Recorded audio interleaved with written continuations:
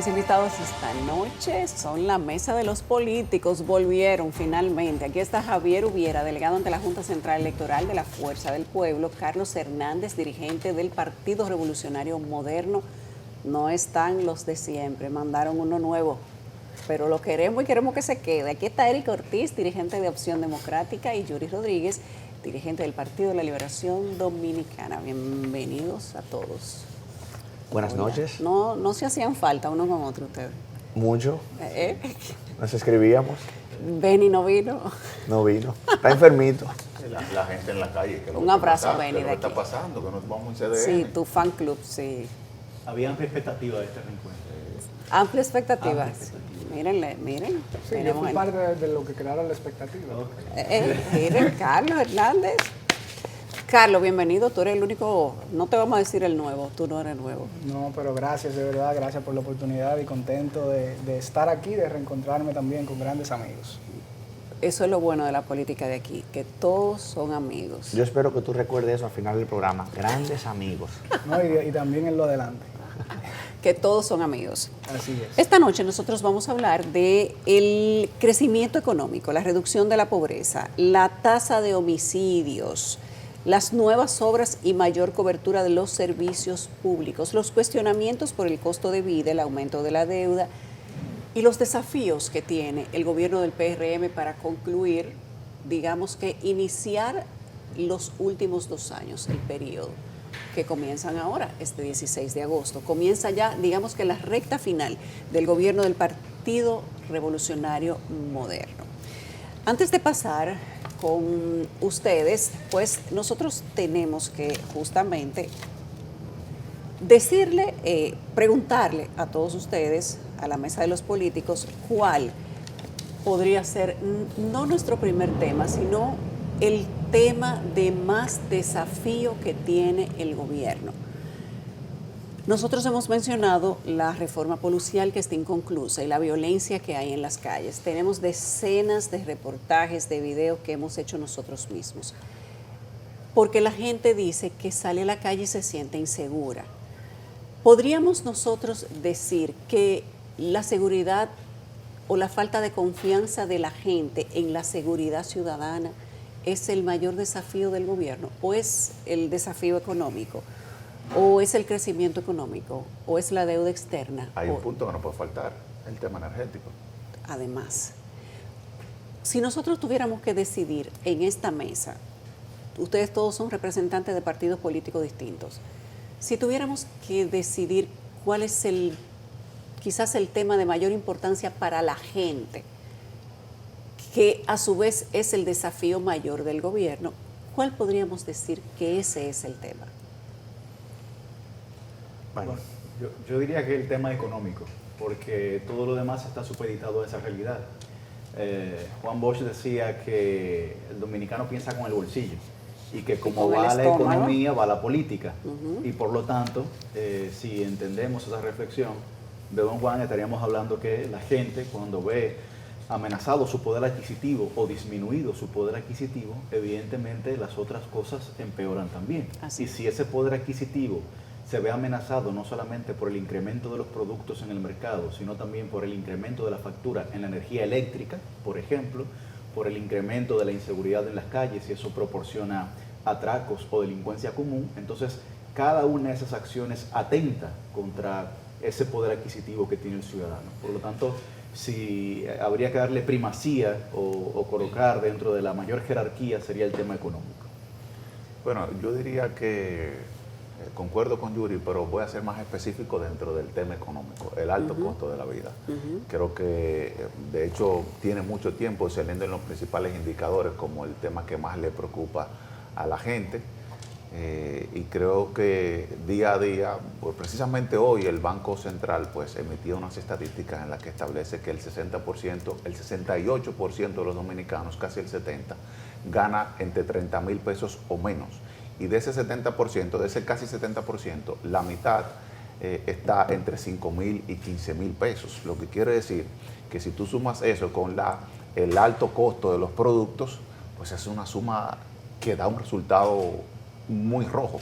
Y creo que nuestra gente se ve cada día complicada para poder subsistir, para poder alimentarse. De hecho, estamos en una época previa al ingreso al nuevo año escolar y la gente pobre tiene una disyuntiva en si come o compra los escolares de sus hijos. Tiene Tan un problema dramáticamente así es.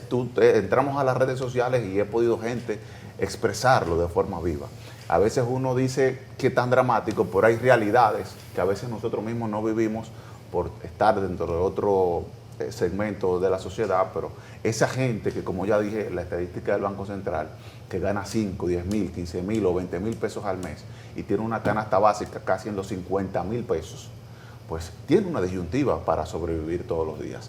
Pero por igual también tú tienes un tema eléctrico que también pues es como una pesa más encima del tema económico, porque tú tienes recibiendo apagones que te dificulta a ti el sobrevivir, las MIPYMES, poder vivir bien en tu hogar, pero también tenemos un tema de alta facturación, que entra también en el tema de la laceración del bolsillo de los dominicanos, por lo que yo creo que ese es el principal tema.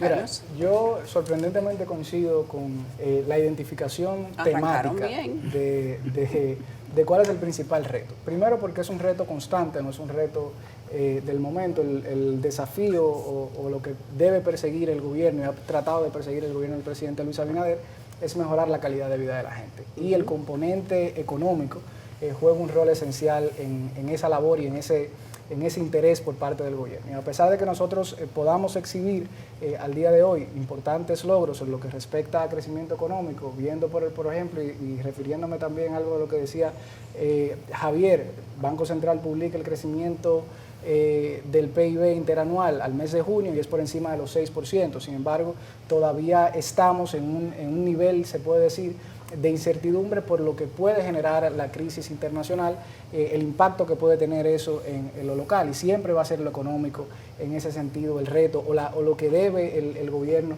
de tener como prioridad. Hay otros elementos que tú has mencionado que creo es importante señalar, lo relativo por ejemplo al tema de la seguridad.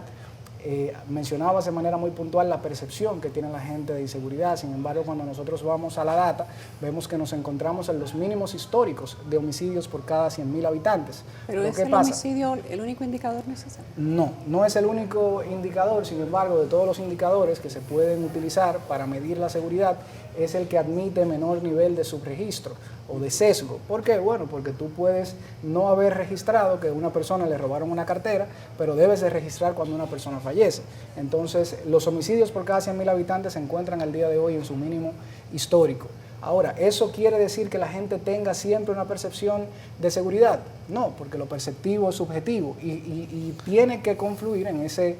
En eso debe de tomarse en cuenta otros elementos, pensándolo quizá desde la psicología social y sin ganas de hacer intrusismo en la psicología, se identifica el sesgo de tasa base, es decir, ponderar por encima de las estadísticas reales los casos anecdóticos. ¿Cuál es la diferencia de hoy con ayer? Bueno, que ayer no teníamos tanto acceso a la información como tenemos al día de hoy.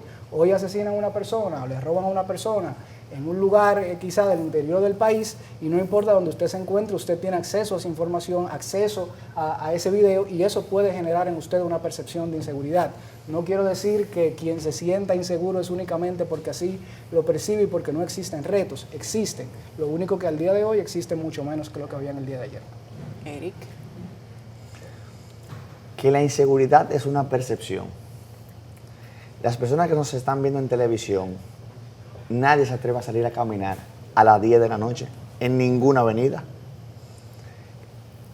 Hubo un momento que yo recuerdo, yo iba en bicicleta, caminaba. Entonces, nadie, ni yo, nadie en su sano juicio caminaría a las 10 de la noche, como pasan en los países civilizados, en ninguna avenida. Entonces, yo no creo que eso sea percepción, eso es... O sea, que la percepción de seguridad no es una percepción. No una percepción. No, o sea, no es percepción. Vivimos en una ciudad sumamente insegura, en un país sumamente inseguro. Y absolutamente nadie sale a caminar de noche. Simplemente entregamos nuestras libertades y hoy somos presos en nuestros hogares. A eso fue que nos condicionamos. Eso por una parte. Ahora vamos a entrar en el tema económico. Tenemos un Estado mucho más débil e incapaz de manejar su economía. ¿Por qué? Porque el déficit eléctrico pasó de 400 millones de dólares a más de 2.000 millones de dólares. Anualmente. Anualmente. Para que tengamos una idea de qué significa eso, si no existiera déficit eléctrico, el ITEVIS se le pudiera quitar 6.5%. O sea, que nosotros los ciudadanos pagamos 6.5% de ITEVIS porque la luz, por alguna razón, no la cobran. Y tampoco, o sea, vemos un segmento que está pagando muchísimo, pero al parecer hay un segmento que ni se la cobran ni se la cortan. Y eso es solo gestión del PRM, porque ellos la pasaron de 400 a más de 2.000 millones de dólares. Y luego pasó entonces el tema de Irán, que golpea nuevamente en la llaga, donde ya tenemos la herida, que no la teníamos, porque es una herida completamente nueva, pero resulta que tampoco tenemos dónde ir a quitarnos esa herida, porque entonces teníamos SENASA, ya el SENASA, porque eso no lo mencionaron, también no están golpeando en la parte de la salud.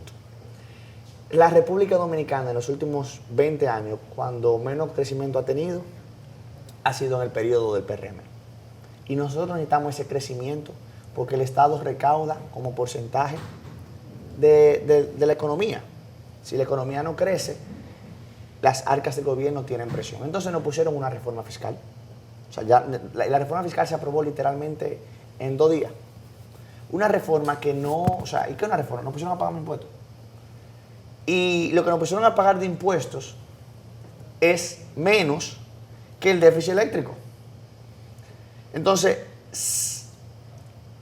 ¿qué nos toca ahora en adelante? No podemos hablar otra vez de subir el impuesto. El tema del petróleo Irán no se ve cómo se vaya a resolver en los próximos meses. Evidentemente vamos a tener, nuestro crecimiento económico no va a ser igual porque hay que pagar.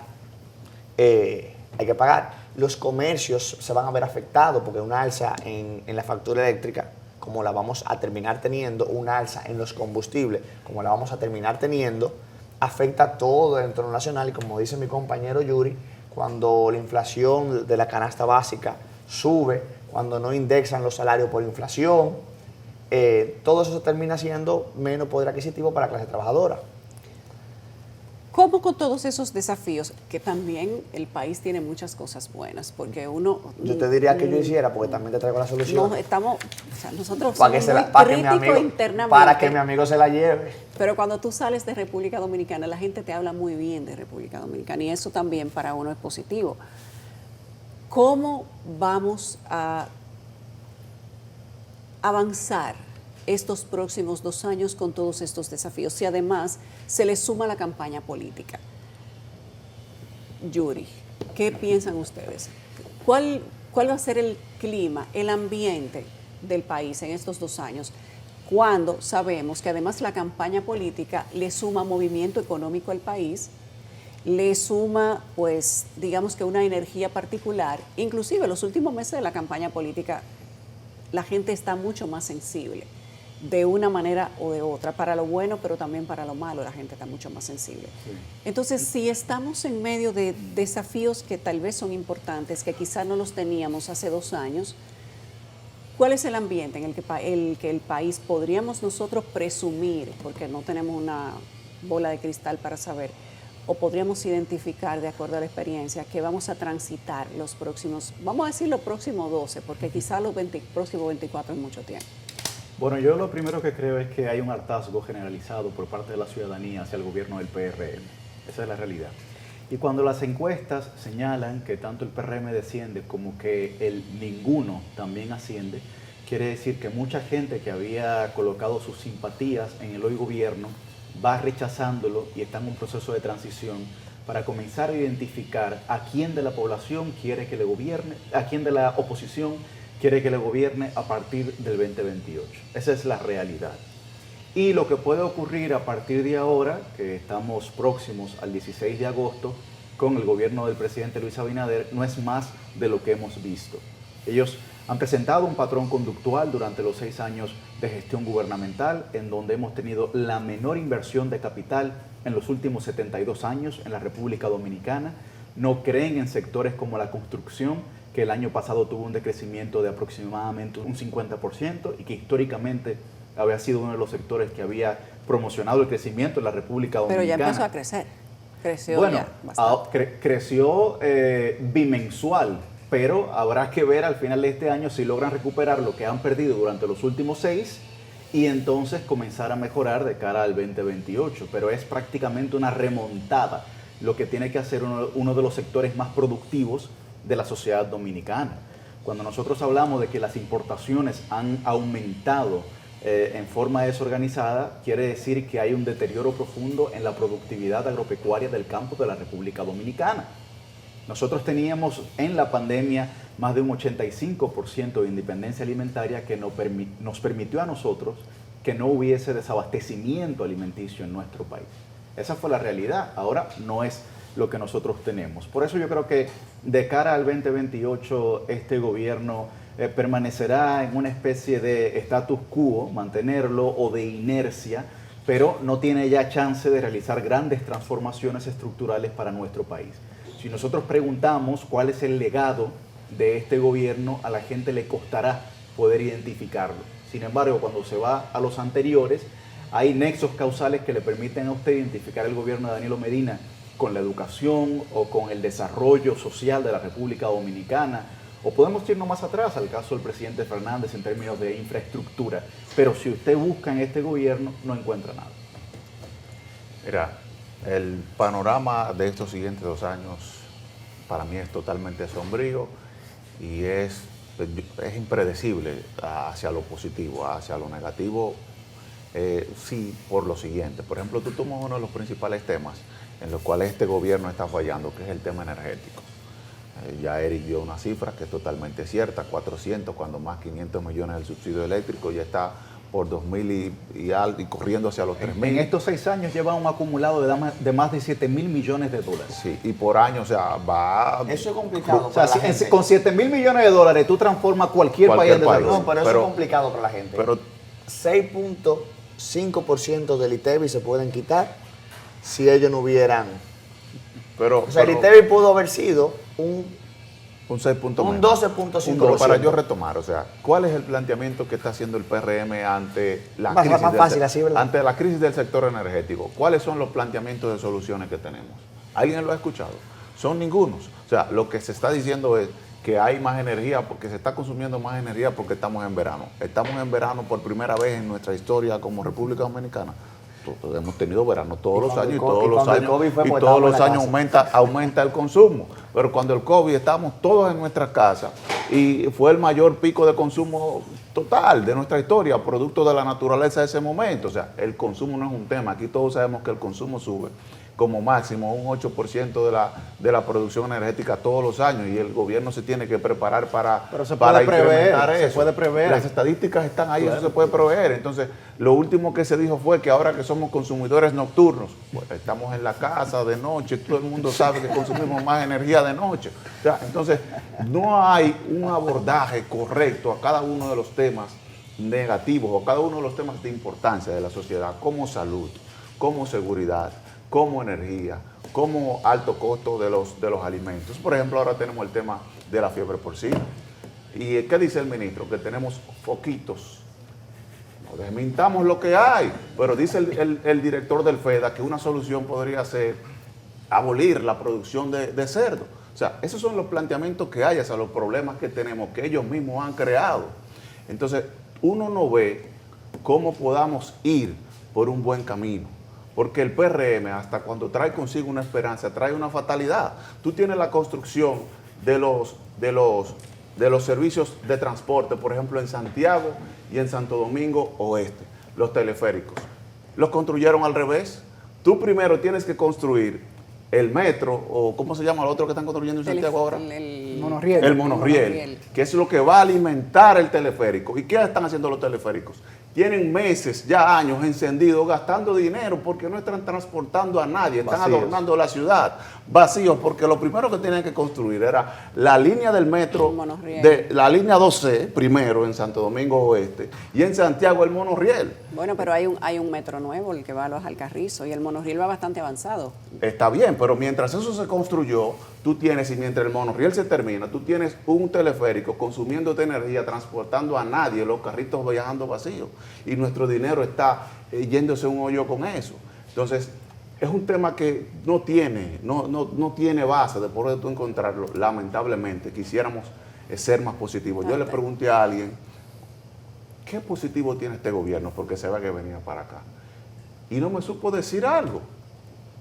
Vamos a preguntarle a ChatGPT. No, pero le pudiera responder. Parece que fue en una reunión de la Fuerza del Pueblo la pregunta. Y como bien decía Javier al principio, es natural que vean el panorama sombrío. Nunca voy a olvidar hoy jueves de TVT a Leonel Fernández hace 2 años diciendo que no había forma humana de que República Dominicana lograra el hambre cero. Ya va por el duelo, pasó la etapa de la negación y ya tendrá que aceptar la data que ha publicado la FAO. Pero yo creo que hay varios elementos. ¿Tú sabes cuál es el hambre cero que ha dicho la FAO? ¿Tú sabes qué es lo que es? Explíquelo ahí para que la bueno, gente entienda. Bueno, el informe, eso es un informe que hace la FAO que no se refiere en este aspecto, cuando dice de hambre cero, no se refiere a que no hay dominicanos que no están pasando hambre. Se refiere, pues entonces no me diga. No, pero cuando Leonel hablaba de hambre cero, hablaba de que ningún dominicano pasara hambre. No, lo que dice el gobierno es eso, que el hambre cero que ha dicho la FAO es que ningún gobierno está pasando, es que ningún ciudadano dominicano está dejando de comer. Y el informe dice que el ciudadano ha aumentado la cantidad de ciudadanos que dejan de comer producto del alto costo de los alimentos. El propio informe señala que el dato específico es que 1.9 millones de dominicanos durante el año pasado o tuvieron que saltarse una comida o no comieron durante el día. Producto del alto costo, porque estaba en 150 el costo y ahora está en 300. Bueno, porque la canasta básica familiar ya asciende prácticamente a 50,000 pesos. Pero hay hambre cero. El sueldo es de 33. ¿Pero hambre cero a dónde? Pero bueno, pero vamos a dejar que ahí hay varios elementos desarrolle. Que mencionar. Y yo creo que definitivamente si yo, que soy simplemente un joven de 30 años, sé lo que significa hambre cero, cuando Leonel Fernández dijo que no había forma de llegar a hambre cero, él sabía a lo que se estaba refiriendo y entendía que no. Pero bueno, al parecer el director de la FAO se equivocó cuando dijo que había hambre cero en la República Dominicana. No, el que se equivoca es el gobierno en decir algo que no es. No, pero bueno, ahí está, ahí está la noticia de la FAO. Yo leí el informe. Yo no leo la noticia, yo leí el informe. Las declaraciones del director cuando dice que República Yo no tengo que leer Dominicana, declaraciones, yo leí el informe y el informe dice que el plato de comida nos costaba 150 pesos y hoy nos está costando 300. Pero ciertamente la FAO, que es un organismo internacional, claro que sí, con datos del Banco Central es que ese de República informe, Dominicana, cuando se refiere a hambre cero, ese informe se refiere, ¿tú sabes a qué? Se refiere al tipo de alimento que tú ingieres, a que tú estás ingiriendo las proteínas en el día que tú necesitas como ciudadano, no a que estamos dejando de comer. ¿Es así o no es así, estimado yo? No se trata de... pero vamos a buscarlo en el informe. Vamos a dejar que Carlos defienda su punto. De hambre cero a los otros elementos. Le decía de manera puntual, al parecer no vamos a poner de acuerdo en que la FAO tiene razón con lo que dice. Quisiera terminar de comprender la visión del presidente Fernández, adelante, muy Carlos. internacionalista, pero no cree en los organismos internacionales, cuando la data contrarresta la visión de Ave de Malagüero que ha tenido durante los últimos años, por así, en el ejercicio de la oposición. Sí, es buena gente, le tenemos muchísimo cariño. Pero mira, en otras áreas, mencionaba Yuri, otro de los elementos quizá desde el punto de vista de la perspectiva futura de la República Dominicana, en términos económicos, si mantenemos el ritmo de crecimiento que hemos tenido hasta el momento, el año lo terminaríamos por encima de 3.7-4% de crecimiento del Producto Interno Bruto. De igual forma, en lo que respecta a inversión extranjera directa, República Dominicana ha roto récords de inversión extranjera directa en los últimos 6 años, ha duplicado desde el año 2018 la cantidad de inversión extranjera directa que llega al país. Y eso no llega únicamente porque el país tenga lindas playas, sino porque existen condiciones que permitan la inversión de capital extranjero. Nadie va a invertir donde no se puede confiar en sus instituciones, nadie va a invertir donde tiene el temor de que la economía va a ir mal. Y lo que te está diciendo la data, por ejemplo, de lo que respecta a inversión extranjera directa, es que República Dominicana es el segundo país de Centroamérica en captación de inversión extranjera directa de forma nominal. Cuando hablamos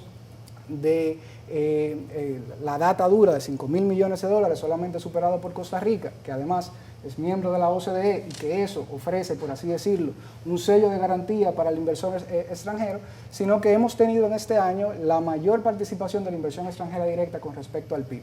Casi 4% es esa relación. Entonces, Cuando vemos eso, estamos generando, por así decirlo, las condiciones para que República Dominicana siga generando crecimiento económico y que ese crecimiento económico se pueda traducir en más oportunidades para los dominicanos. Obviamente, hay retos estructurales que tiene el país. El tema de la energía no es un problema nuevo para la República Dominicana. El tema de la informalidad laboral no es un problema, primero, únicamente de la República Dominicana, sino de la región, y eso tiene un impacto claro en el desarrollo económico del país. Sin embargo, en lo que podemos referir y si lo que queremos es responder a la pregunta de si el país puede ir a mejor en los próximos 12 meses, yo creo que 100% pudiéramos afirmarlo.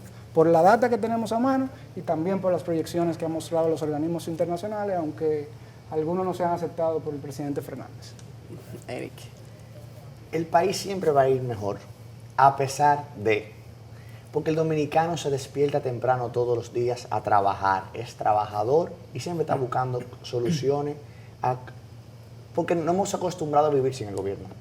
O sea, nadie sale a buscar los servicios públicos en este país. Mira, esos niveles de confianza donde las empresas pueden venir e invertir no se debe al PRM. Cuando el PRM llegó y eso estaba instalado. O sea, eso tenemos que tenerlo claro. Nosotros tenemos 20 años siendo de la economía que más crece, de las que más crecen en Latinoamérica, y eso ha sido a pesar de.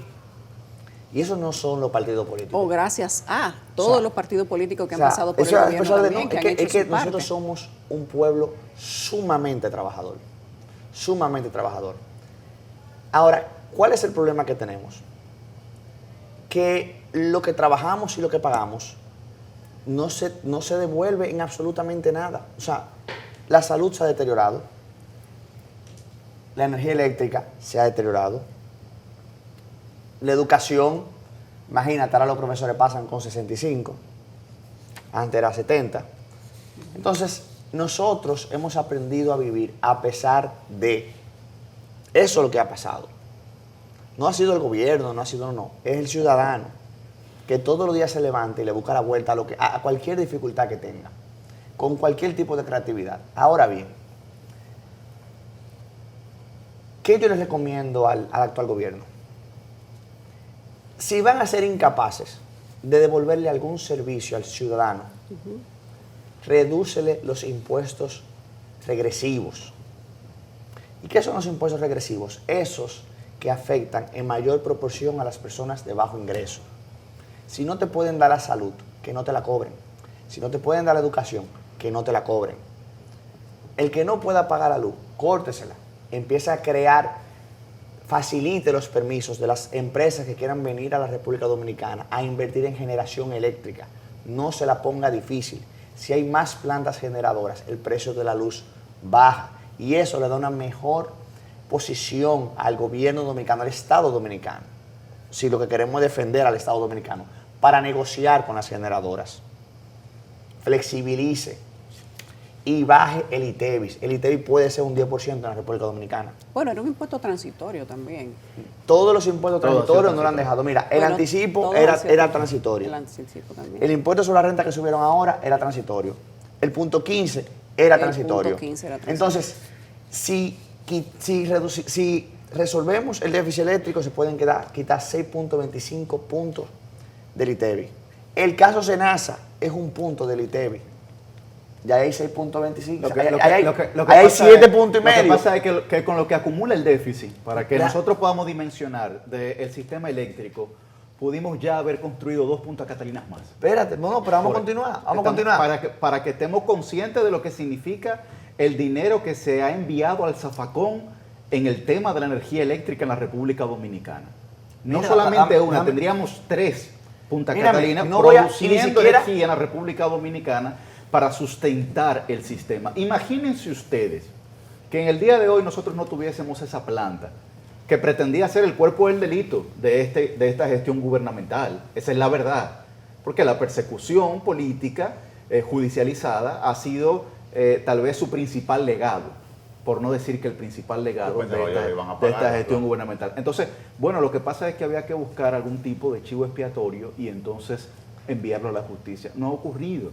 Entonces, ¿por qué las inversiones en el sistema eléctrico siguen como están? Ustedes buscan las notas de prensa de hace 15 o 20 años sobre este tema y se van a encontrar que hoy tenemos los mismos actores que esa nota señalaban como responsables del sector.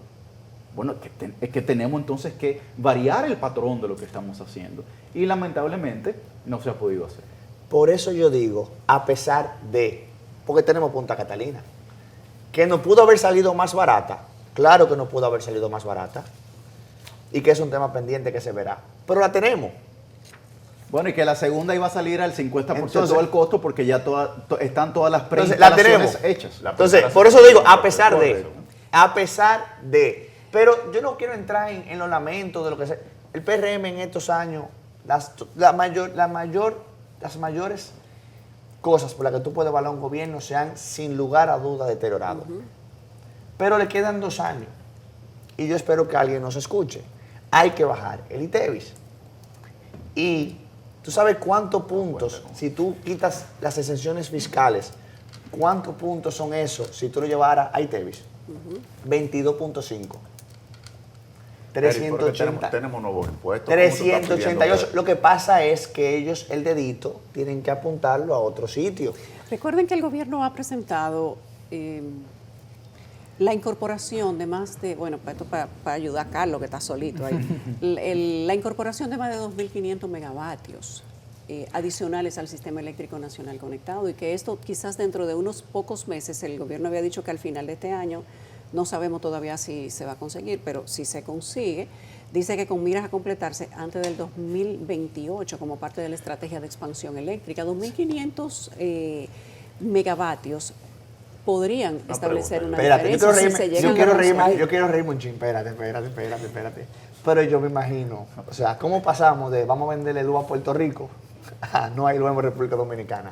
Porque esa fue una iniciativa que se evaluó en este gobierno. Ahí hay varios elementos. Primero, el problema de la República Dominicana en términos energéticos no es de generación de energía.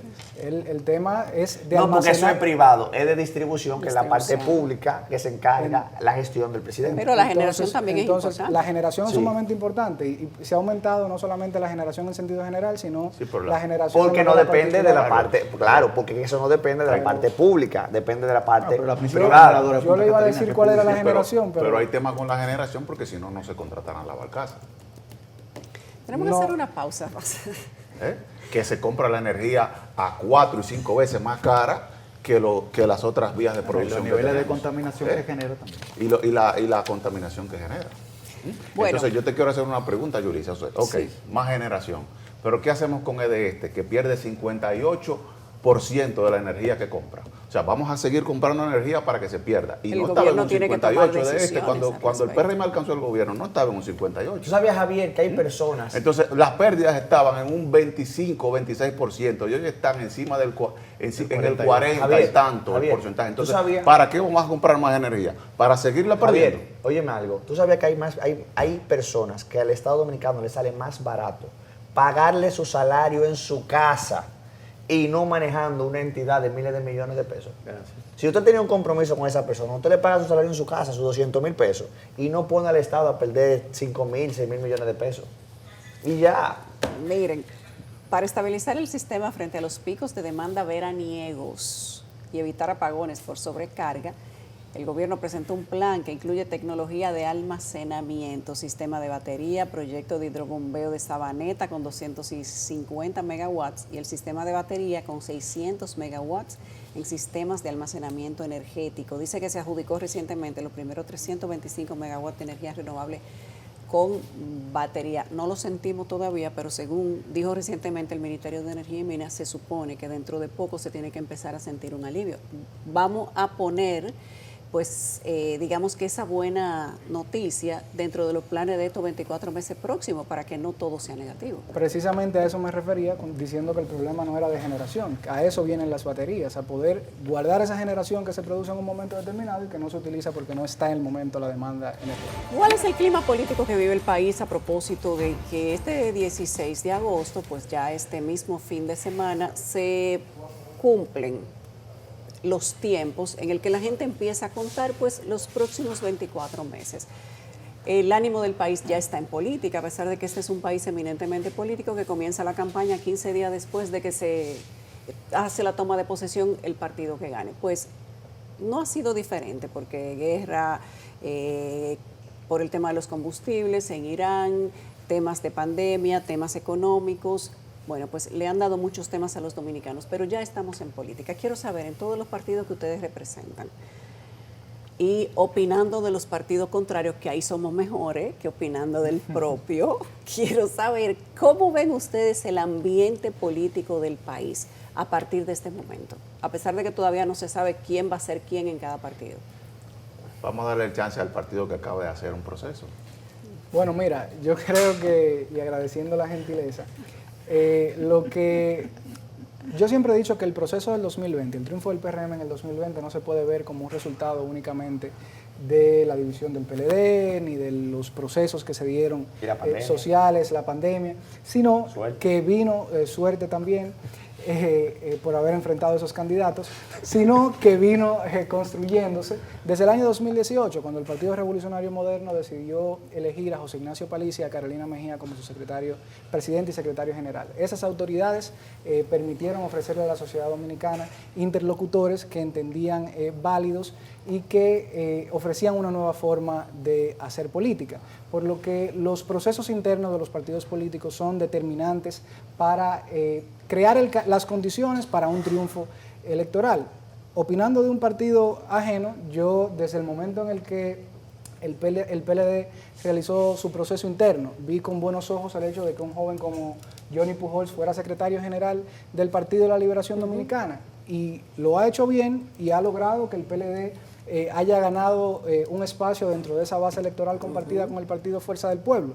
Lo mismo pasó con el partido Fuerza del Pueblo cuando realiza su proceso interno. Siempre vi con buenos ojos que un joven quizá como Franklin Rodríguez, o que un joven un dirigente como Dionis Sánchez, que duró tanto tiempo en el Senado, pudiera ocupar la posición a la que aspiraba, que era secretario general de ese partido. No pasó así, eligieron otra persona, y eso quizá también explica parte del crecimiento que ha tenido el PLD en esa base electoral compartida. Por eso la importancia de que el Partido Revolucionario Moderno haya tenido un proceso interno exitoso como el que tuvo en la pasada jornada del domingo. Primero, porque tiene al presidente Luis Abinader, principal activo político del país, como presidente de la organización política. Segundo, porque ha elegido a Delignia Ascensión, vicepresidente ejecutivo, que llevará el día a día de la organización política. Es una de las personas, si no la persona que más conoce las estructuras del partido, porque las construyó como secretario de organización, y es un gran dirigente político que podrá responder las necesidades que se van a presentar de cara al proceso del año 2028 como organización política, y porque le ha dado la oportunidad a un joven como Juan Garrigo de ejercer la Secretaría General del partido, y creo que es parte también de lo que la propia sociedad exige en estos momentos. Y también mencionando otros de los que forman parte, otra de las que forma parte de esa nueva directiva, la compañera Gloria Reyes, que ha mostrado un desempeño importante desde lo legislativo, desde la administración pública y también como dirigente del Partido Revolucionario Moderno. Esas nuevas autoridades, pero sobre todo el hecho de que haya sido un proceso que en un partido de gobierno, previo a que se elijan las candidaturas presidenciales para el año 2028, haya transcurrido en unidad y haya sido un proceso que fortalece las estructuras partidarias, creo que es algo a resaltar y algo positivo, y que crea condiciones, entre otras cosas que se necesitan, bueno, para lograr un triunfo en el año 2028. Eric, el clima político para los próximos meses. Lo primero es que los ciudadanos están hartos, cansados y aburridos de las soluciones políticas que están recibiendo. Y se nota. Mira, mi opinión personal es que ningún partido debe de poder designar de dedo, sin elecciones, ni candidatos ni autoridades, porque esto es una democracia, esto no es una monarquía republicana, y los partidos están como vehículos democráticos para el pueblo dominicano, para nosotros, poder elegir nuestros líderes. Entonces yo entiendo que nadie debería tener el poder de decir fulano y fulano simplemente de dedo, porque esto no es una monarquía, esto es una república, donde todos somos iguales. En opción democrática eso no existe. en Opción Democrática todo es por elección. Yo soy sometido a elección cada 2 años, casi en todos los organismos en los que pertenezco. Y yo siento que eso lo que ha hecho es que el sistema político sea incapaz de realmente renovarse y llevar personas con lo que la ciudadanía se sienta representado. Y que yo he sentido de las personas cuando lo ven en la calle, señores, que están cansados, están hartos, o sea, le están cogiendo odio al sistema político. Odio le están cogiendo al sistema político, por eso tú ves que hay unos outsiders que salen de la nada y reciben mucho apoyo. Y yo te digo, ¿cómo no se van a sentir cansados? Porque es que el sistema está cerrándole la puerta a que nuevas personas lleguen a los espacios de poder. Ahora hay un movimiento para eliminar todos los partidos minoristas. La ley electoral la han cambiado como 3 veces en 8 años. Entonces, ¿cómo se renuevan los partidos? ¿Cómo se renuevan los sistemas? Para ni siquiera hablar del método de Hunt, que bloquea a todos los partidos nuevos. Entonces, si nosotros no hacemos algo que aperture la democracia, realmente, que exista una democracia, que los partidos tengan que ir a elecciones, que la candidatura, todo el mundo tenga que ir a elecciones, que no pueda simplemente una persona, porque él entiende si este es el candidato y no hay elecciones, o hablar de la unidad del partido. Eso no es unidad. O sea, tú agarrar y que 3 personas arriba se pongan de acuerdo y digan esto es lo que va. Eso no es democrático, eso no es unidad, eso se llama imposición. ¿Cuál es el miedo a abrir al pueblo dominicano a elecciones? Sobre todo en partidos que nosotros lo pagamos. Porque ese es el problema, eso es lo que a mí me molesta. Que el ciudadano es bueno para pagarle el dinero a los partidos, pero no es tan bueno para participar de los procesos. No, hágalo con su dinero entonces. Entonces, los partidos que no estén abiertos al pueblo dominicano para que él pueda participar y que sea democrático, que lo hagan con su dinero. Por eso los FOQUE forman un partido y la gente está cooperando. Y después se preguntan que por qué. ¿Qué pasó ahí? Entonces, espérate, para recalcarte una palabrita importante. ¿Cuál era el miedo a abrir elecciones si están tan unidos? Javier, pudiera. Yendo primero de lo general. No, después no quiero secreto entre nosotros primero, y la televisión. Bueno, pero lo respondo ahora. No, es que no tenemos tiempo, tenemos Yendo 30 primero segundos cada uno. de lo general a lo particular, creo que los partidos políticos, el sistema de partidos en su conjunto, tiene grandes retos en este proceso electoral y tiene que irlo enfrentando desde ahora. Uno de ellos es enfrentar la desafección que existe dentro del ciudadano, principalmente de la clase joven. Y los partidos creo que allí no le están poniendo atención a cómo conectar con el electorado, a cómo darle al electorado lo que pide del ejercicio de la política y del ejercicio de la cosa pública en el día de hoy. Una de ellas es más transparencia. Y dime tú cuál partido político, tú puedes, por ejemplo, entrar a su página web y puedes ver un informe de los recursos públicos que tienen. Opción Democrática. Y ese es un tema pero bien, Opción Democrática, 1, 2, 3, ¿de cuánto? Es correcto. Entonces es un tema de sistema, por eso me referí primero a todos, no a uno en específico, que lo haga 1, 2 o 3 de 36 organizaciones políticas que tenemos es un porcentaje muy bajo. Pequeño. Entonces ese es un gran reto porque mayor participación de los ciudadanos quiere decir que mayor legitimidad tenemos de los procesos electorales. Yo creo que cada uno de los partidos tiene importantes retos, empezando, digamos que por los 3 mayoritarios. Voy a irme en orden de su boleta. El PRM tiene internamente el reto de elegir un candidato en una elección que aparentemente interna va a ser muy discutida porque tiene candidatos que a lo interno de su partido muestran fortaleza con corrientes y siempre el partido de gobierno, producto del efecto que da el manejar la cosa pública, que crea un liderazgo que a veces no se tiene, crea muchas situaciones a lo interno y ese es un reto para siempre el partido que esté en el gobierno. Fuerza del Pueblo tiene, desde mi punto de vista, su mayor reto es conectar con la sociedad. Creo que a pesar de que hay un buen posicionamiento en el electorado, tanto de su principal liderazgo, tiene las 2 principales figuras políticas según dicen las encuestas, de mayor valoración dentro de la oposición e inclusive a veces también desde el gobierno, dentro de los que pueden ser candidatos a las próximas elecciones, pero creo que hay cosas que mejorar en ese aspecto. Y el PLD por igual también es lo mismo, viene de procesos electorales en los que ha reducido su porcentaje de votos que obtiene y por igual también para ambos es un gran reto obtener boletas fuertes en lo que es en el nivel de elección municipal y congresual que permita hacer una gran competencia con el partido de gobierno, que siempre sale en ventaja por el manejo de la cosa pública. Yo creo que Eric ha dado algunos puntos que son muy buenos desde su propia perspectiva. En el momento en el que le toque ser un partido mayoritario, le preguntamos otra vez ahí. en el que le toque ser partido mayoritario, entenderá otras cosas. En el 28 y entenderá que el consenso es uno de los puntos posibles dentro de una organización, y que por eso la ley electoral contempla en este y todos los países del mundo diversos métodos. Yo creo que el más perfecto es ese, el de la votación. Ese es el más Eric está en una democrático. posición privilegiada, Yuri.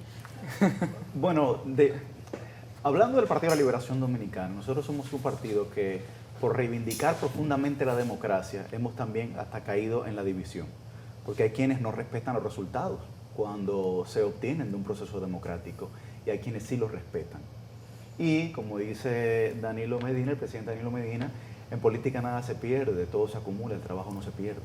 Entonces usted tiene que ver los procesos, cada uno de ellos, cómo usted puede ir avanzando siempre.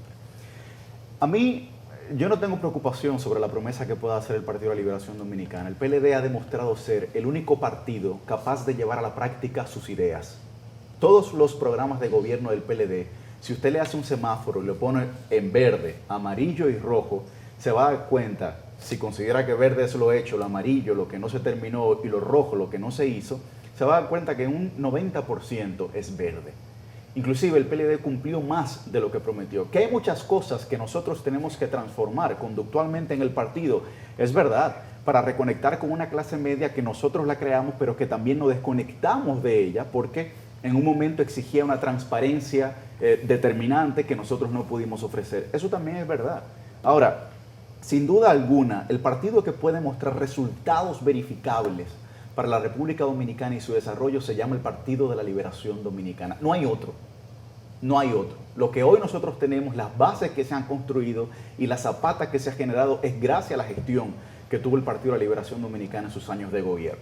Entonces, yo creo que la gente está reconociendo eso cada vez más cuando dice que con el PLD se vivía mejor. Y además, ante el retorno de Gonzalo Castillo al escenario político y público, el único partido que está permanentemente en ascenso, según señalan las encuestas, es el Partido de la Liberación Dominicana, junto con la potencial candidatura, hoy aspiración presidencial, de Gonzalo Castillo. Gracias a los cuatro. Bienvenido a Carlos, que es su primera vez. Vuelves. Y Claro. Te vamos a mandar un video de cuando viene Benny Metz. Es un gran amigo, así que me lo puede mandar. No, para que tú veas lo bien que te trataron. Para el hombre fusilamiento. Sí, gracias a todos. Gracias a Eric. Hay otro Gracias. que tú lo puedes mandar también. No, ese no. No, déjenlo ahí. Gracias a Eric, a Yuri, a Javier y a Carlos.